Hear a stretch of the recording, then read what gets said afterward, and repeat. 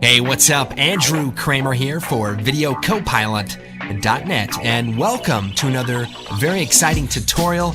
Today, we're going to be taking a look at creating this really cool crumbling effect inside of After Effects. So let's take a look.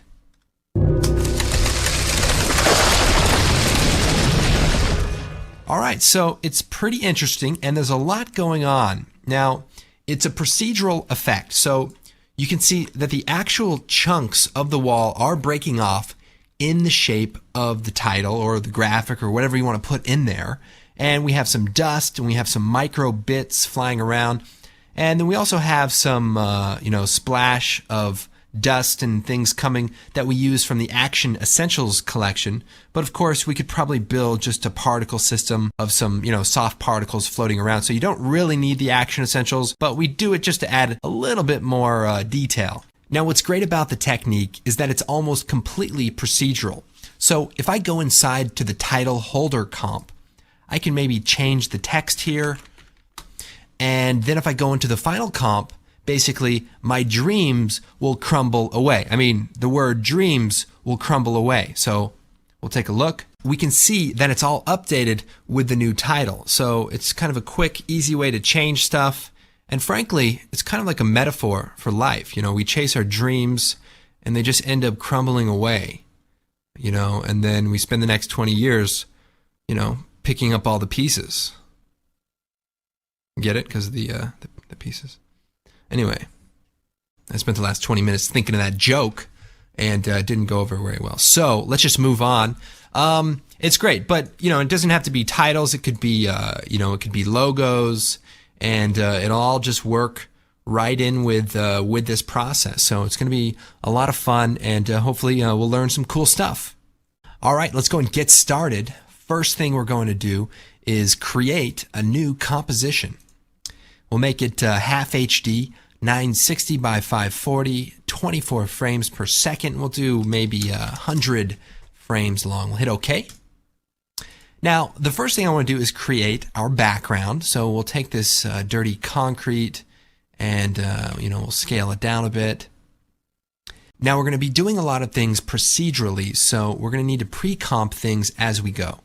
So here we have our background layer, and I'm going to go ahead and pre-compose that, and we'll call this BG and hit OK. Now the next step is to create our title. So we'll zoom in, we'll take the text tool, we'll type in here crumble, and we'll just scale that up. And we'll just kind of center it here a little bit. Now we can work on the look as we go. So we'll take this title, we'll choose Layer, Pre-Compose, and we're going to call this Title Holder, and hit OK.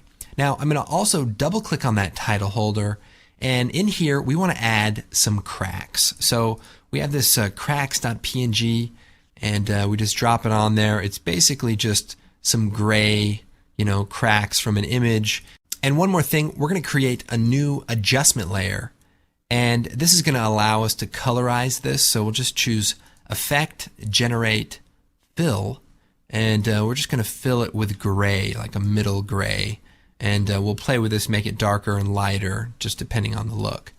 So that's good. We'll go back into Comp 1, and let's play around with the look of the final effect. All right, so the first thing I'm thinking is the background is a little washed out. So let's double click on that comp, and we'll do a little bit of color correction. So we'll choose Effect, Color Correction, Curves, and we'll just, darken it a little bit, maybe add a little red into the mix, and bring the blue channel down a little bit. So it's kind of warm, looks pretty good. Back into the main comp. Now I have our title holder here, and I'm going to set the transfer mode to multiply. That makes it a little bit darker. But first, I want to add the inner bevel to make this look a little bit more 3D. So we'll take our title holder and we'll choose Layer, Layer Styles, and we're going to add an inner shadow. So that's pretty cool. It just kind of gives it a little bit of darkness, and we'll go down to the settings here, set this to 90 so it's coming straight above, and maybe turn the size down a little bit so it's not as soft, and the distance up just a little bit. So maybe we'll set that to 4, and we're also going to add a bevel emboss. So we'll choose layer, layer style, bevel and emboss, and again, let's play around with the settings. So we'll set it to an outer bevel. Now we want it to seem like the light is coming from above, so we'll set the direction to down, and that's getting us a little bit closer. Might set the size down. Pretty good. All right, so that looks pretty good, and we can come back to those settings a little bit later.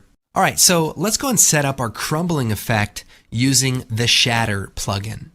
Now keep in mind, we want the pieces to look like they're coming off of the wall. So we want our shatter map texture to be the same as our background. So what we're going to do is take our background here and duplicate the layer. And then we'll take the copy and we're going to choose Layer, Pre-Compose. And we'll call this Shatter. And then I'll hit OK. And we'll double click on the Shatter comp. And inside, we just have the background. Now, I'm going to go ahead, in our comps over here, we have the title holder comp, which is basically our original outline of our logo or our graphic. And I'm going to bring that inside of this comp. Now, keep in mind, we only want our title to crumble away. So what I'm going to do is take the background layer and set the track matte to the alpha matte of our crumble layer. So what it does is creates an outline of our logo in the texture of our background. So then I'm going to take both of these layers and choose Layer, Pre-Compose, and we'll call this Textured Map. And then I'll hit OK. All right, so we'll go ahead and add the shatter effect. So I'll choose Effects and Presets, and we'll type Shatter. And we'll take it and we'll drop it onto our textured map. And so here we have a simulation of this explosion, and we have a cool view option. We'll just set this to rendered. And so we just have some bricks. Now, if I turn on the transparency, you can see that we can see through these bricks, which makes it easy to composite into our scene later. Now, I want to change a few of the settings. So we'll go into the shape here, and I want to set it to glass. And this just makes some randomly shaped pieces, which are kind of good for what we're working on. So we'll set the repetitions up to maybe 50, and this just makes more and smaller pieces, so just a little bit more ideal for what we're doing. Now if I scrub through, you can see that it's exploding out and the gravity is pulling it down, and that's because there is a force on and it has a strength of 5. So let's set the strength down to 0. So now what's happening is the pieces are just being affected by the gravity and they're just slowly falling. Now that's interesting, but what if I were to turn the depth down to say 0.05 and the radius to 0.2? Let's see what happens. Okay, so now the force radius is so small that it's not affecting the C and the E. So if I were to say make the radius even smaller, 0.1, you can see that it only affects these middle pieces. So let's set it to maybe 0.2 and then take the force position and click over here to the side. So my force starts way off screen here. Now I'm going to animate the position of the force. So we'll click on the stopwatch there and we'll go forward to the end of the animation, or maybe to frame 80. And we'll just move this over to the side. Now look what's happening. The pieces are slowly falling down. And the reason why is because the force is slowly animating across the title. So this is actually perfectly what we want to have happen.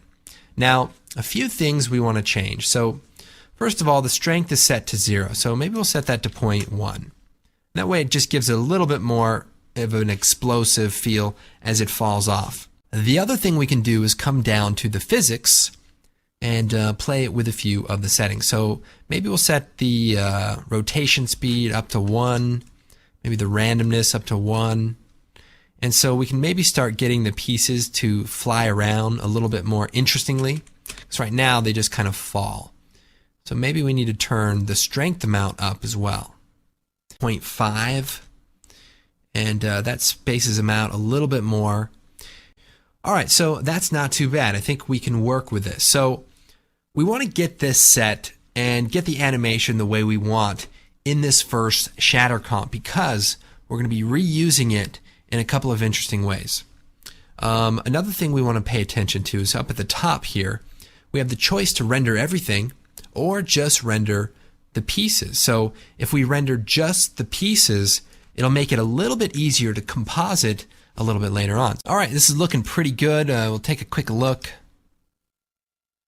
Okay, very nice. You know, it just occurred to me that we do a lot of destruction at Video Copilot, explosions and shooting, and, you know, I always wondered if there was something wrong with me, you know, like why am I so prone to all this violence and mayhem? So I started seeing this therapist, and we started dating, and everything was good until my wife found out, and then it turned into this huge problem, and frankly, we didn't get anywhere, and I'm actually more conflicted. So until I figure out what's wrong with me, I guess we'll just have to keep on destroying stuff. So let's jump back over into our final comp, and this is where everything is going to come together. Maybe we'll put them on top really quick. Also, if we hit Control K, let's set the comp setting to just final comp so that we can keep this organized. Now, we have the shatter pieces on top, and maybe we shut that off. We can actually see the pieces start off looking exactly like the wall, and then they fall to their death. And if we turn the title back on, we can kind of see how this is going to work. Now, the question is, how can we get it so that as the pieces are created, they fall out, revealing the empty cutout that we created a little bit earlier? Now, that is the trick. So, how we're going to solve that problem, it's pretty simple, but it's also something you want to make sure that you keep track of. So, if we come over here to our shatter comp, we have everything we need right here. So, what I'm going to do is take this shatter comp and choose Edit, Duplicate. And we're going to call it Shatter Activate. Now, the reason we're going to call it that is because inside the shatter effect, we have a force. And the force is animating from left to right, and it's activating the pieces, and then they're slowly falling. But what if we did something like this? What if we went into the Shatter Activate comp, and it's exactly like the previous comp, but we're going to go into the Effects Control, go into the Force, and set the Strength down to 0. So now the pieces don't blow up. But we're also going to go into the Physics. We're going to set the Gravity down to 0. We're going to set the Rotation down to 0, the Randomness, and all this other stuff, just to make sure nothing is happening to our pieces. So if we look closely, the only thing that's happening is the pieces are drawing on. Now, how can we use this as a map in combination with our title to reveal the background? Well, if we come back into our final comp, let's see how that should make sense. So we have our title holder here. So let's pre-compose that. So we'll choose Layer, Pre-compose, and we're going to leave all the attributes here. So we want to leave all the bevel and the inner shadow stuff in this comp. And we're going to call this Title Reveal. And then we'll hit OK. So now if we double click on that, we just have the title holder again. And then I can take the Shatter Activate comp, drop it inside, and then set the title holder, hit F4, Track Matte to Alpha Matte. So now it should write on just with that shatter map. So if I go back into the final comp, it should perfectly sync together, because as those pieces are drawn on, they also turn into real geometry as they fall to the ground. And what happens is it leaves us a nice little cutout. So this is a very cool, very easy way to create this effect. All right, so we have the basic idea. Our wall crumbles and we reveal some text, but let's go and work on the look. Now, first thing I want to do is make this shatter actually have a little bit of a shadow as it comes off of the wall. So we'll duplicate the layer, Control D, And we'll take the underneath layer and we'll call it Shatter Shadow. And we'll choose Effect, Generate, Fill, and we'll make it black. And we'll choose Effect, Blur, Radial Blur. And we'll set this to Fading Zoom.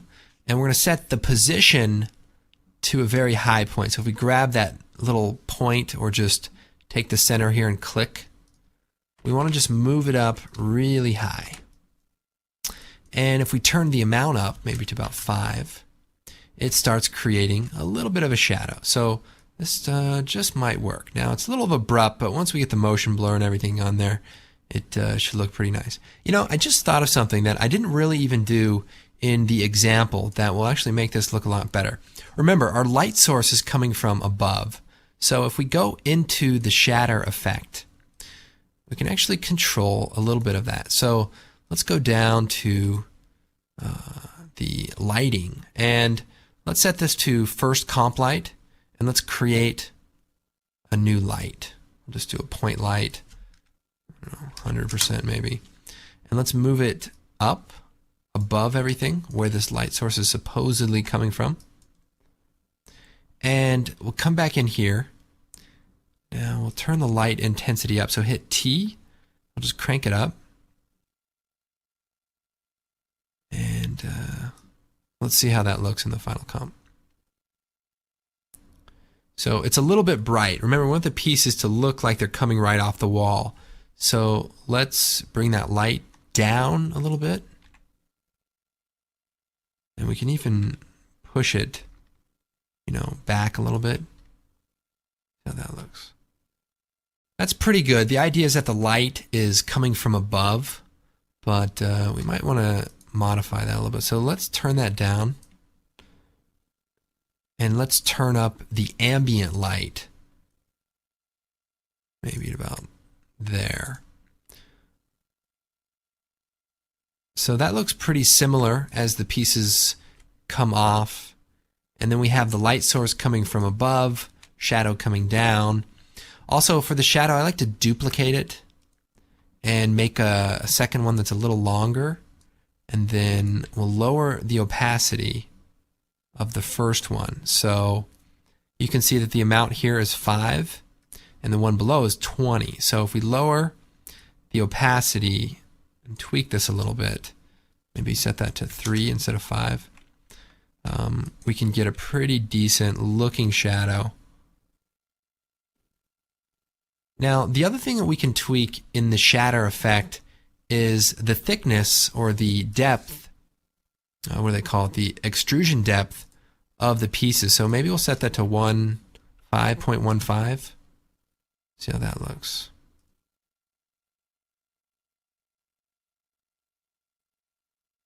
I could work with that. Let's go ahead and take a quick look and see what this looks like animated, just so you guys can feel like you're up to speed. All right. Okay, so looks pretty cool. All right, so we want this to look even more complex and have a bunch of micro particles. And you can see them a little bit in this example, the little lighter colored particles. They fly around just a little bit more randomly. And we want to create that. So to do it, we just take the original shatter comp and we're going to duplicate it. And we'll call it shatter micro. And we'll double click that. Now we're going to change this up a bit. So we'll shut the light off. We'll go into the effect control. We'll just set it to point source or distant source.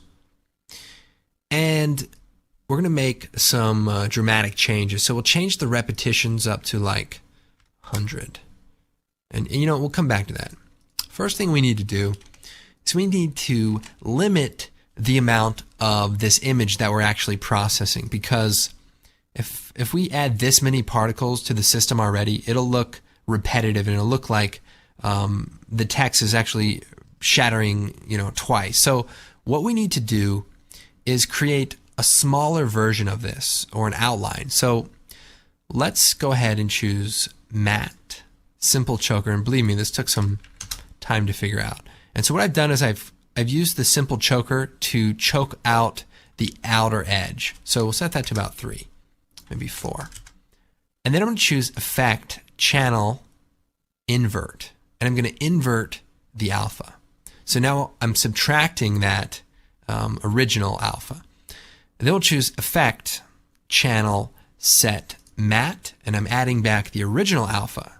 So then if we take the stretch matte off, basically I'm creating a procedural outline. And the reason we go through these steps is that way, if you go into the title holder and you change this, it will update appropriately because all of these effects are procedural. They're not based on specific areas of the image. So definitely works out to the advantage. Then we take the shatter effect, put it after that, and now we're only shattering the pieces from the original result there. And this is good. So let's again turn these up to maybe 150. I mean, these should be quite small. And the strength, let's crank this up a little bit. So these pieces should fly around a little bit more dramatically. So let's go back to our final comp and drop in the microparticles. Now, we could add a shadow to these, but I probably won't. I'm actually going to even use a curves adjustment to brighten them up. And, you know, might even make them a little bit smaller. You know what? Let's try a different type. Maybe instead of glass, I don't know, crescents. I mean, they're so small, you shouldn't really be able to tell what they are. Now, we might set the extrusion down to maybe 0.05 and maybe the strength down to 1.75.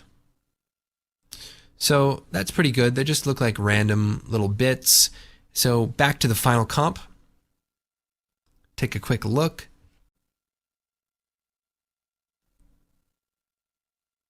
Okay, so that looks pretty good, and it just adds that extra bit of detail that should really sell this effect. Now, the next few things we want to add, maybe a vignette, maybe a new black solid here. Add ellipse here. Set it to subtract, hit F, and we'll feather it out. Oops, subtract. And maybe classic color burn, and then we'll lower the opacity a bit.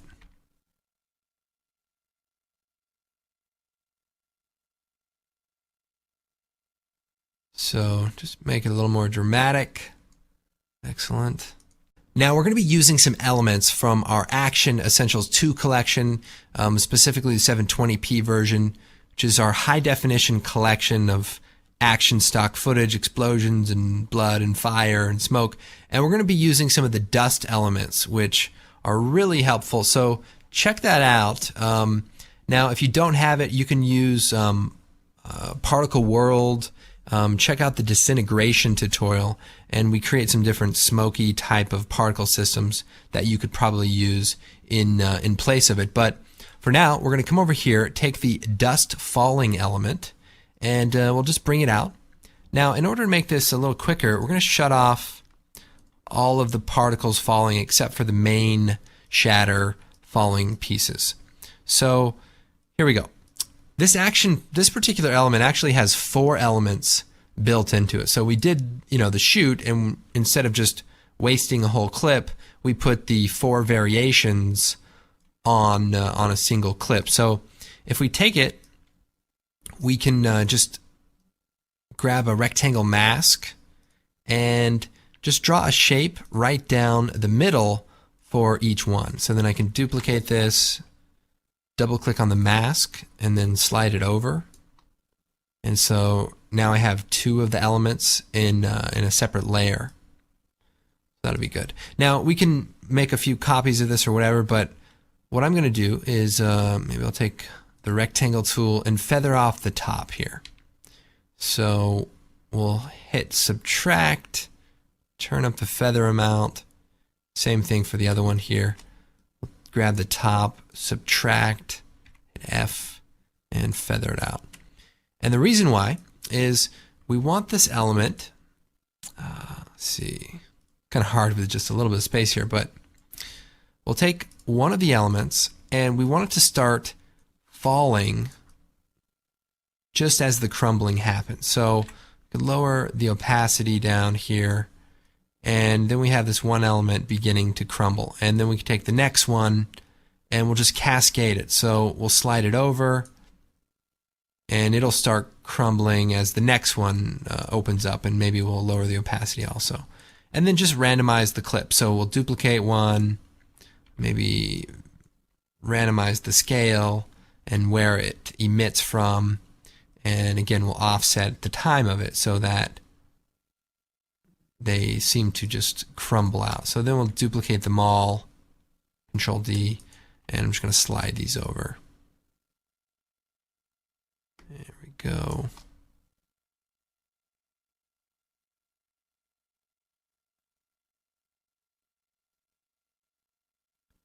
And maybe one more here for the end, the S.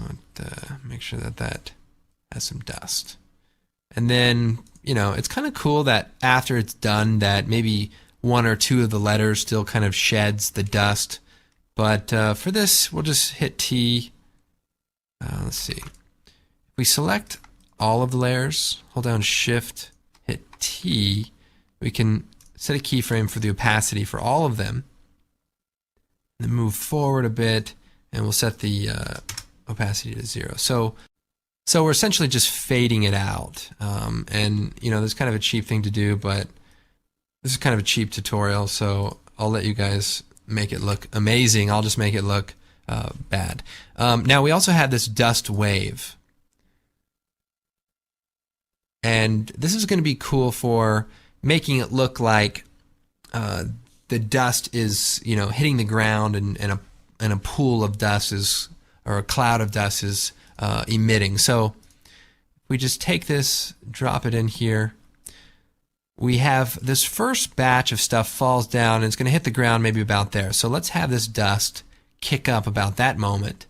Let's color correct this. I'll just use the tint effect, and it's actually real dust, so you can just lower it. It looks like it matches pretty good.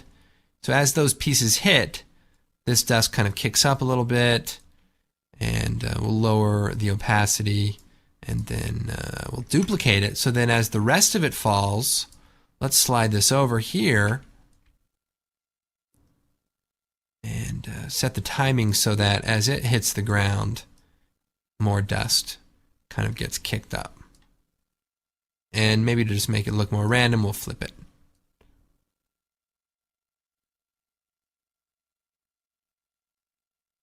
All right, cool. Then we'll turn everything back on. Shadow really helps integrate these elements. Now I'm feeling like our shatter pieces maybe are a little too thick, so let's go in there. And let's set this down to maybe 0.1. Yeah, I like that a lot better. Cool. Now the final step, and believe me, I left it for last because it is also the slowest step, is to add motion blur. Now the problem with the shatter effect is it doesn't have built-in motion blur, and even if it did, I'm sure it would be extremely slow. But we're going to be using an effect called CC Force Motion Blur, and it's just fairly slow. So what we need to do is bring it up, Force Motion Blur. We need to apply it to the shatter effect and the microparticles. So we'll take it, drop it on the shatter effect. Here, I'll solo it. So it looks pretty good. All right, so if we take a look, the motion blur really makes a big difference. Now, you might set the samples down to 6 because this is essentially render passes. So the higher it is, it'll look better, but it'll also be extremely slow. So we'll turn everything back on here. And we'll add the force motion blur also to the microparticles. And those are the little particles that are flying around. We want to make sure they have motion blur. Otherwise, they might look a little bit odd.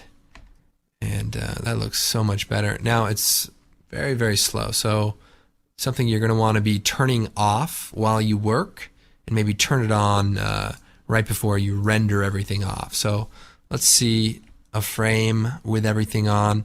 Now the microparticles are a little harder to see. So if I put my curves after it, it brings them up a bit, but I can also go into the alpha channel and crank it up. So those are my pieces, and you don't want to do it too much, but you did all that work, you might as well make it so people can see it. All right, so this is pretty much the effect, and please be thinking about the ideas. This could be used for so many different things. Like we could be revealing bricks behind here. It could be the scene from Terminator 2 where he shoves them into the wall and all of the plaster falls off and we see the stuff underneath it. It could be ice cracking and crumbling away. So there can be a lot of different ways to use this effect, and hopefully you guys will see the potential here. We could go into the title holder. We could add the roughen edges effect. And that just kind of gives it, an interesting look. We could play with that a little bit. Makes the edges a little bit crunchy.